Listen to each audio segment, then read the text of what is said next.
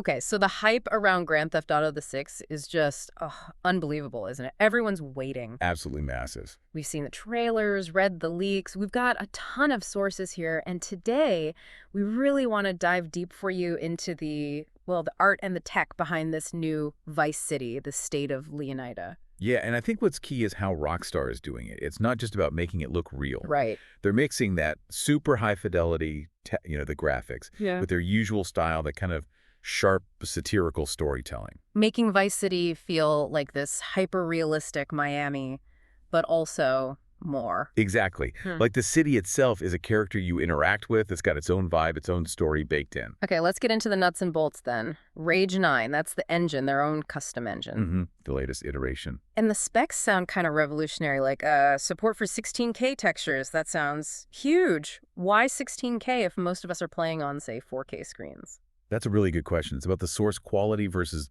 the final picture you see. Ah. So even on a 4K display, having those original assets at 16K means when you get close to something or look at reflections, the detail is just incredibly sharp.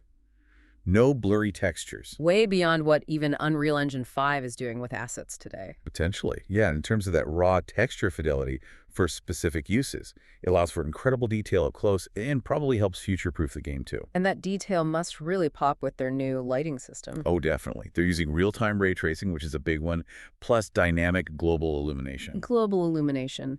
That means light bouncing around realistically, not just coming straight from the source. Exactly. It calculates how light really behaves in a scene, bouncing off surfaces, changing color, filling spaces naturally. So you get these super authentic reflections, shadows that look right, environments that just feel organically lit. It's not like the old pre-baked stuff. We always hear about water physics in games, but Rage 9 supposedly has a whole team just for water.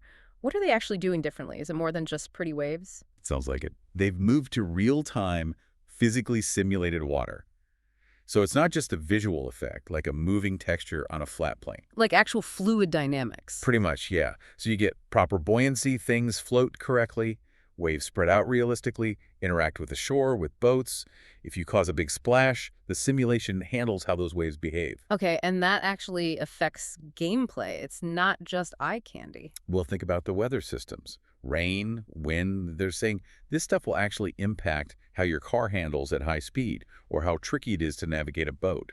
It ties the visuals directly to the mechanics. So Rage 9 builds this incredibly real, physically grounded world. Waves, light, textures, everything. But how does that technical realism actually serve the story? Right, because it's still GTA. Exactly. They're shifting from the 80s neon Vice City to a modern Florida. Someone called it the darkest side of the sunniest place in America. How does the tech help tell that story? Through the world itself. Environmental storytelling, basically. Look at the contrast they seem to be building. Like the difference between the rich and poor areas? Precisely. You've got the fancy pastel Art Deco hotels in Ocean Beach, pure opulence.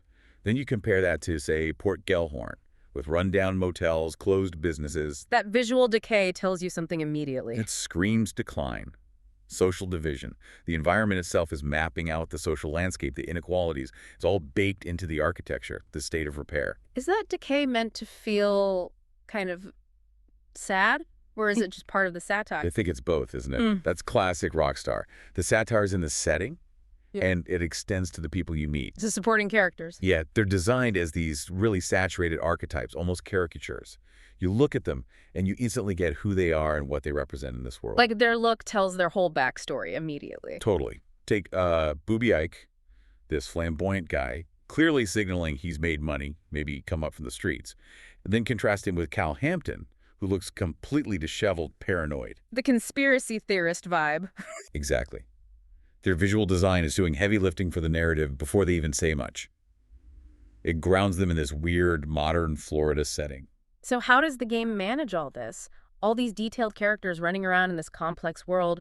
We hear about the Euphoria animation system evolving, combined with better AI. Right, and this is where AI comes in, but maybe not in the way people immediately think. Yeah. Take-Two, the publisher, has been pretty careful about this. How so? They're emphasizing that AI is there to complement human creativity, not replace it. So what does the AI actually do? It handles the big, complex systems. Think about traffic making thousands of cars drive in diverse, believable ways, not just following preset paths. or crowd behavior. Making NPCs react realistically if you, like, drive a car through a crowd? Yeah, adaptive responsive reactions based on what you do. The AI manages that procedural layer, that feeling of living world reacting to chaos. But the main story, the characters, the dialogue that's still handcrafted. Absolutely. The core narrative, the specific character moments, the unique details, that's all human artists, writers, designers. It's about balancing that huge-scale procedural realism with focused artistic control over the story. So when you pull it all together, Uh-huh. it's this blend of the tech Rage 9, ray tracing, the physics, with this really strong, consistent artistic vision. You mentioned Aaron Garbut, the art director, still there. Yeah, and having that continuity matters. Apparently, something like 80% of the core GTA IV team is still at Rockstar North working on this. That's huge institutional knowledge. So it's not just throwing new tech at the wall. No, it's integrating it purposefully. And if you think bigger picture, GTA VI really feels like it's aiming to be more than just another game. A benchmark. I think so, yeah. Potentially a real watershed moment. It could set the standard for years, Yeah. showing designers how you can actually merge incredible systemic complexity and technical fidelity with total artistic command over the narrative and the feel of the world. It's that combination that could be truly influential.